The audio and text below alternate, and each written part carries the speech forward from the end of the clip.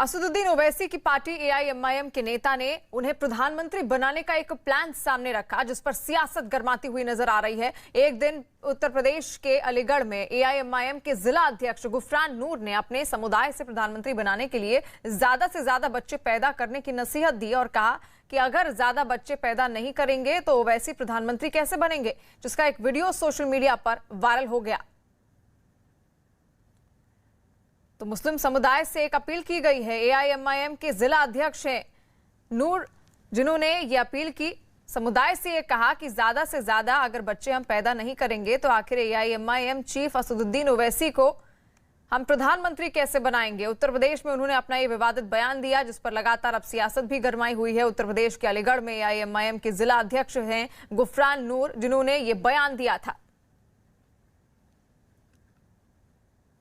अबे जब तक बच्चे ना होंगे तो कैसे हम लोग राज करेंगे, कैसे हमारे ओवैसी साहब प्रधानमंत्री बनेंगे। और आबादी बढ़ाने पर दिए विवादास्पद बयान के लिए बीजेपी नेता अनिला सिंह ने एआईएमआईएम नेता गुफरान नूर को निशाने पर लिया। सरकार का आश्चर्य नहीं हो रहा है, क्योंकि गजवाए हिंद की जो साजिश हमारे भारत में चल रही है उसका नतीजा हमने पहले भी देखा है कि किस प्रकार से भारत को खंडित किया गया है।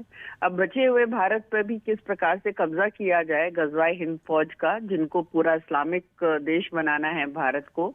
तो ये साजिश है। वो भी एक सिपाही हैं, ओवैसी बहुत बड़ा चेहरा बन के, मुसलमान नेताओं के बहुत बड़ा चेहरा बन के भारत में उभरना चाह रहे हैं, दूसरा जिन्ना बनना चाह रहे हैं।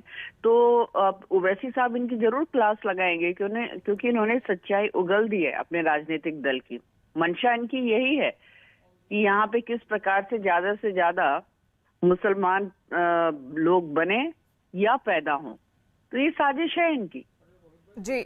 देश का विभाजन हुआ था तो कायदे से तो सब लोगों को उधर चले जाना चाहिए था, परंतु कुछ लोग इधर रह गए, और जो लोग इधर रह गए उसमें से काफी कुछ लोग ये सोचते हैं कि जो काम अधूरा रह गया था उसको पूरा करना चाहिए।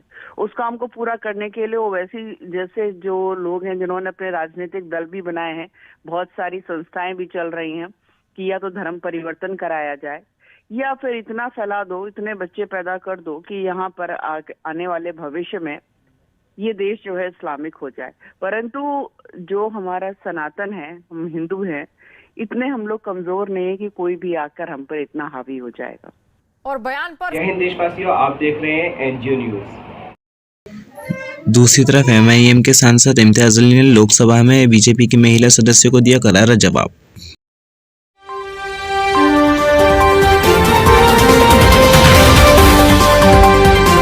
श्री योगी आदित्यनाथ के साथ काशी के रेलवे स्टेशन पर खड़े थे कल रात। उन्होंने निरीक्षण किया, देखना चाहते थे कि काशी का रेलवे स्टेशन साफ है या नहीं, सुसंगठित है या नहीं, सुंदर है या नहीं। पहले भारतीय जनता पार्टी की हमारी एक सदस्य ये कह रही थी कि नरेंद्र मोदी जी एक रेलवे स्टेशन के ऊपर सफाई कितनी है ये देखने के लिए गए थे।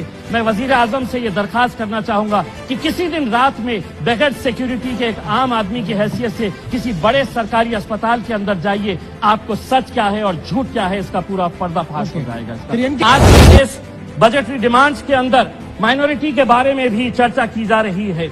माइनॉरिटीज के बारे में इसलिए कोई नहीं बोलेगा क्योंकि आपको माइनॉरिटीज से कोई लेना देना नहीं है और इन्हें माइनॉरिटीज की याद महज इलेक्शन के वक्त में आती है, लेकिन हम बोलेंगे आपको कुछ करने की जरूरत है।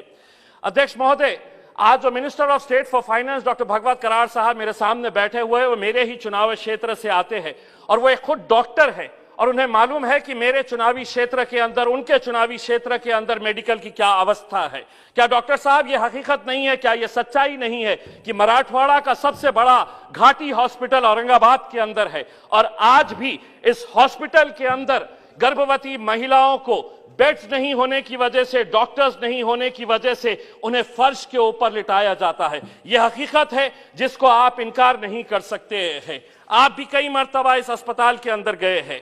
अध्यक्ष महोदय, हमारे अस्पतालों की, हमारे मेडिकल इंफ्रास्ट्रक्चर की हालत इस कदर चरमराई हुई थी कि मुझे एज अ सांसद होने के नाते बॉम्बे हाईकोर्ट जाना पड़ा, क्योंकि सरकारों के ऊपर इसका कोई असर नहीं हो रहा था। मैंने पीआईएल फाइल किया और पीआईएल फाइल करने के बाद जब अदालत को मैंने हकीकत से आगाह कराया तो अदालत ने सरकार को फटकार लगाई और सरकार को फटकार लगाने के बाद आज कई 100 पोस्ट आज महाराष्ट्र के अंदर क्रिएट किए जा रहे हैं, तो महज इसलिए कि इसके अंदर सरकार का कोई हाथ नहीं है, बल्कि अदालत ने इसे गंभीरता से लिया था।